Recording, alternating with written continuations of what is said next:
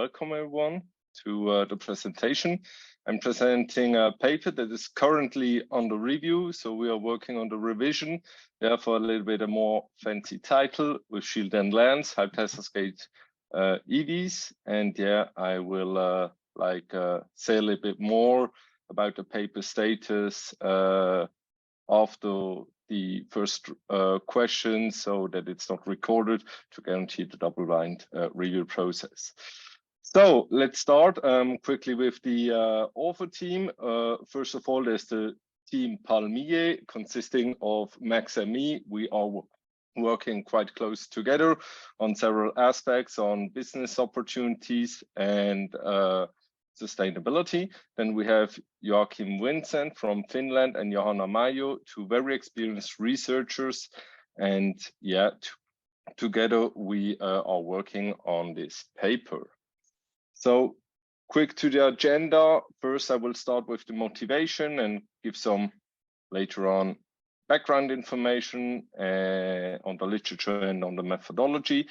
Then I will concentrate in this presentation on the findings, and then at last I summarize the findings and discussion, and then I'm very happy to receive your questions and feedback. Thank you very much already now. So let's start. Well, there's big potential for decarbonization of the mobility sector. The sector is responsible for 1/4 of all CO2 emissions. In Switzerland, 30% of CO2 emissions derive from the mobility sector. 92% of the vehicles still use fossil fuels.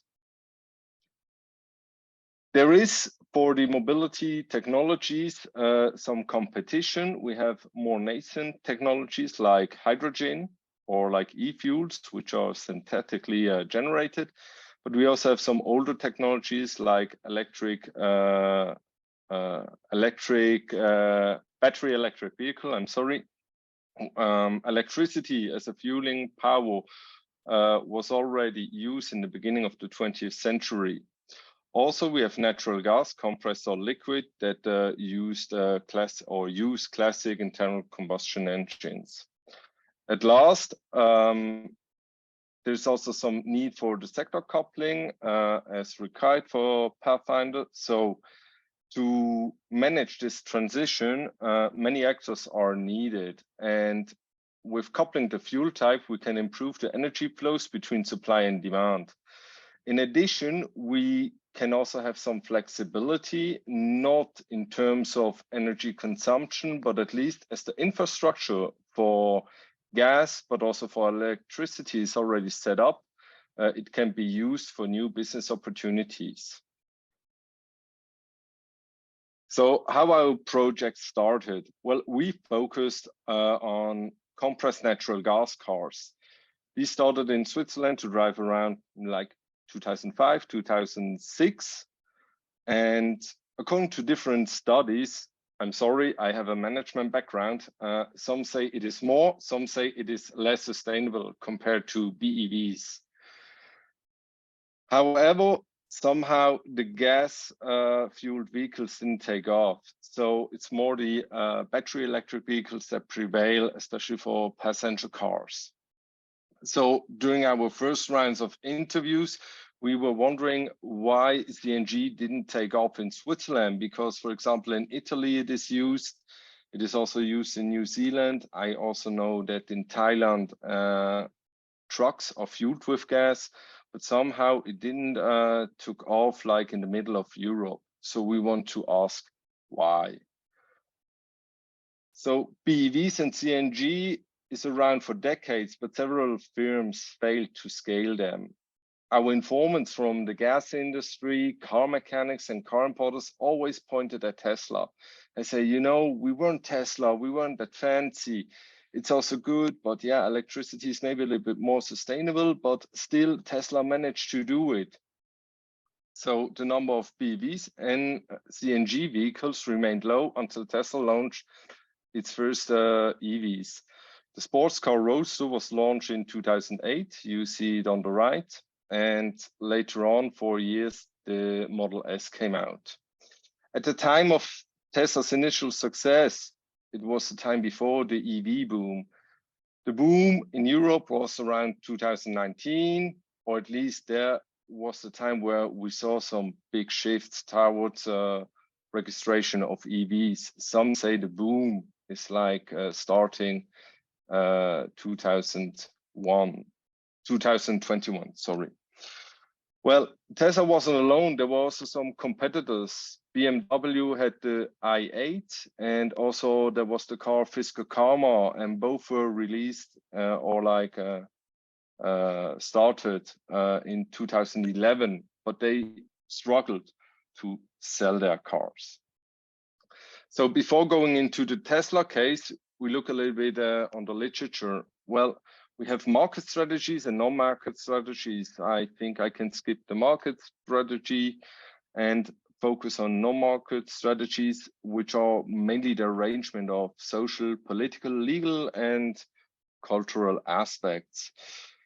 Interaction with political and regulatory stakeholders are like typical non-market strategies, and they are densely intertwined. What we also see in the literature, that the role of complementarity and tensions between market and non-market strategy remains very limited. Also, market and non-market strategies are not clearly cut. This is because we in academia rarely focus on both strategies at the same time. So that's from the theoretical angle where we look on this case. Now quickly to the methodology. We have an exploratory research design based on the single case study, how Tesla managed to scale the EVs. And thereby we conducted 45 interviews with several informants from different organizations. And also we complemented these interviews with archival data, like annual reports, like books about Tesla, but also with news coverage and so on. On the right side, you see how we structured our information. So we have on the left side, the first concepts that we built out of the text blocks that we received from the informants, but also from literature, which we then later aggregated into themes and later on in the dimensions.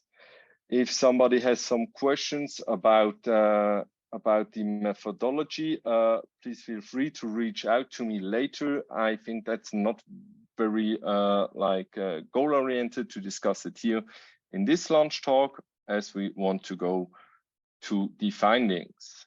Speaking of them, let's go to these observations.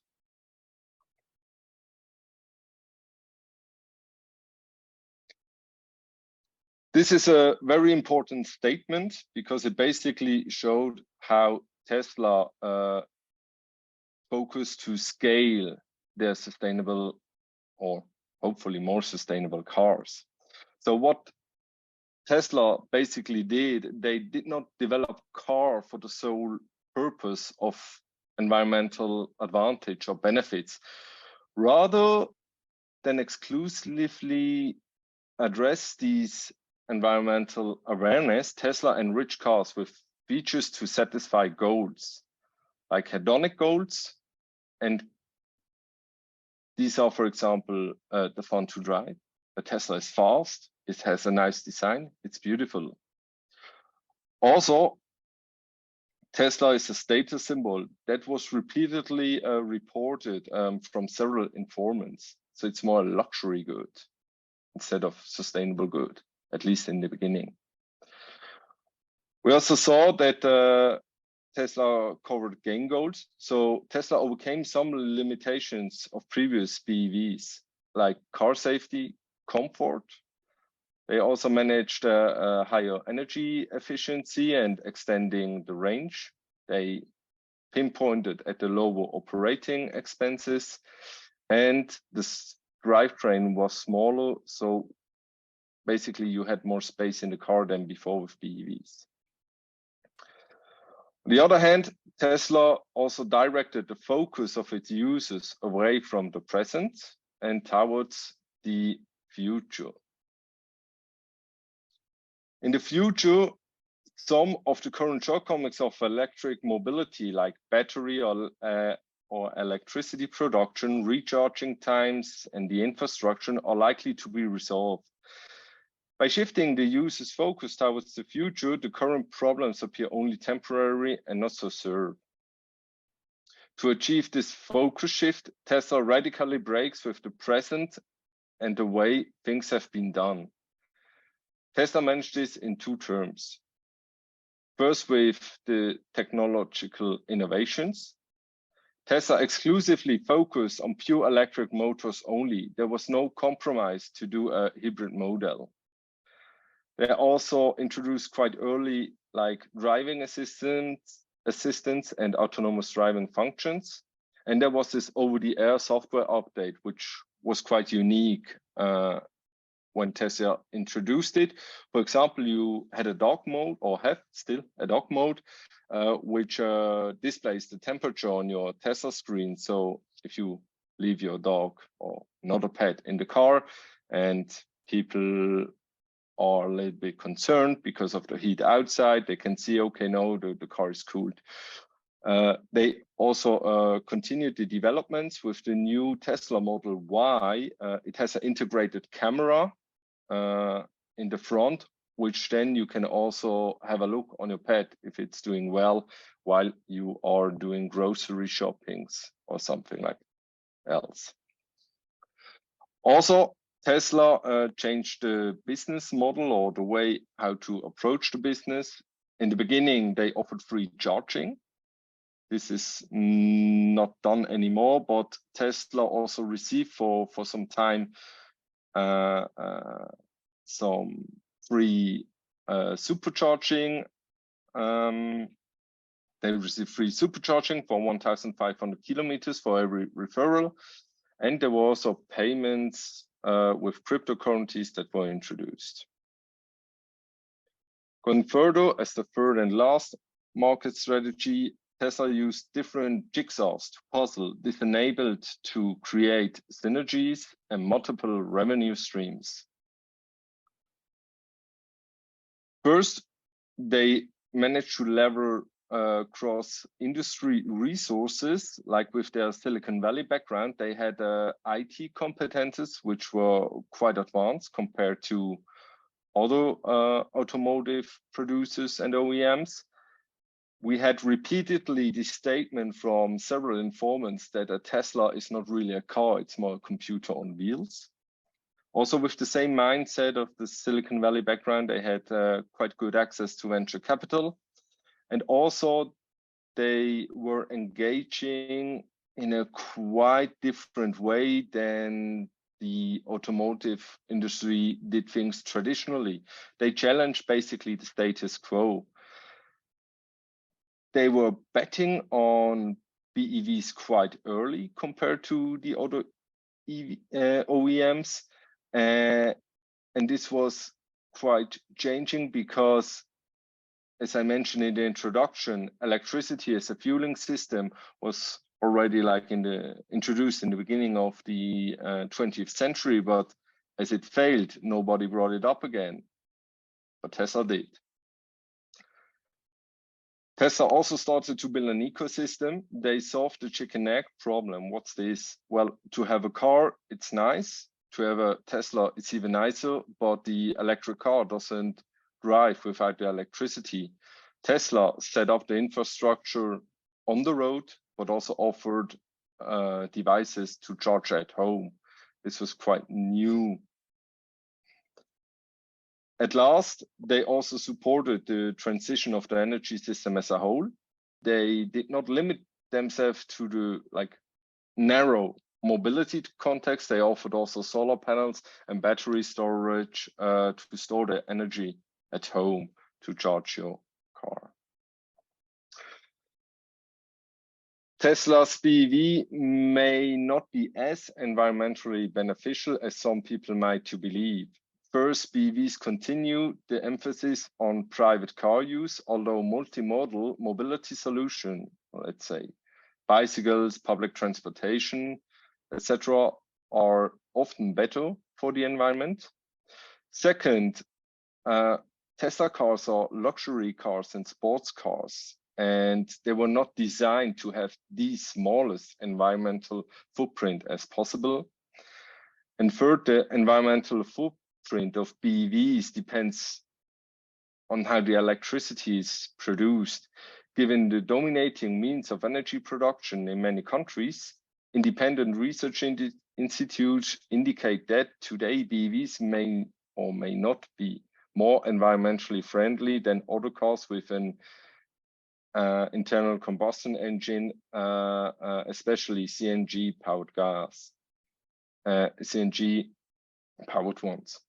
Nevertheless, Tesla meets almost unconditional approval from most stakeholders and rarely faces some accusation of conducting greenwashing. How do they do that? Well, first they anticipate.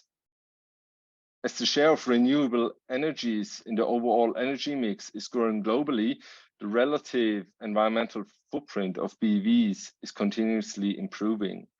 Also, the environmental footprint of batteries is also expected to improve. And the one-sided communication, BEVs have no exhaust and are locally emission-free. Greenhouse gas associated with BEVs and electricity production are therefore not noticeable by driving or seeing these cars, like physically on the spot. Many people also know little about electric mobility.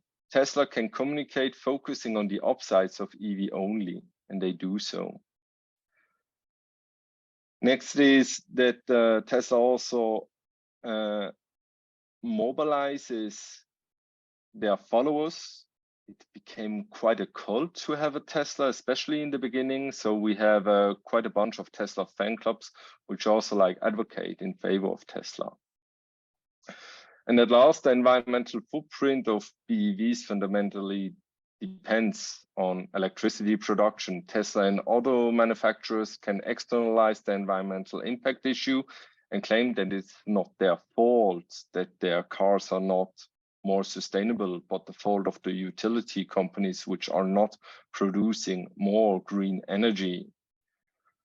Moreover, Tesla occasionally points out that it is willing to act as a catalyst in combating climate change, but that pro-environmental efforts will only succeed if other players act accordingly. So, taking this together, this is our initial framework. At the moment, we are reviewing it to a little bit simplify it. For example, the 3 stages will for sure disappear. Now, enriching a projection, that's a little bit what every firm needs to do to innovate. However, the shielding to cover up some aspect, that's quite new. And especially for sustainability, this ecosystem perspective, like to think beyond the own firm's boundaries or the boundaries of your focal value proposition, the car, it's like new for the sustainability and also like the accommodation of hedonic and gain goals. So what does that mean? I leave it up to you. My answer is no. And Tesla really managed to like boost the transformation for passenger cars towards electric vehicle. Coming to the summary, I skip like the theoretical contribution, or let's say reduce it to a minimum. Let's say we learned that non-market strategies complement market strategies. The peripheral ecosystem members are like regulators. They need to be taken more into account, especially for the policymaking aspects. That blame, even though it's not so nice, it's a management tool that is, accordingly to our understanding of the current literature, underrated. And also that the big firms, they can also help to make the transformation happen. It's not only like the authorities that come in with policy regulation that help to shift the societal change. More important, what can we suggest for firms? First, innovate so your product gets bought, and to reach competitive advantage. You can compare this with the iPhone. Apple just simply reinvented the phone. We can also somehow say Tesla reinvented, at least to some terms, the car. And also, it's good that you have normative goals, but be aware that you don't get the tunnel vision. There are also other goals that help you to support your normative goals, like the gain goals or hedonic goals. Third, think how you can avoid to be accountable for environmental issues. This will have an impact on how do you do things. So we can basically say that the first point, the innovation, is that you do the right things. And now, if you think on how you then materialize it, it's the aspect on the execution. So do the things right. At last, for scaling, look beyond your typical boundaries. Don't wear blinkers and think outside the box. So you can be successful not only with your product, but with your products and services, and at last, as a firm at all. So this was it from my part. Thank you very much. I'm very happy to receive any questions. Before, I want to express my thanks to the Swiss Federal Office of Energy for supporting our research with the Pathfinder program. It's very cool that we can do this research and help to understand how we can improve our shift towards a more sustainable future. Thank you very much.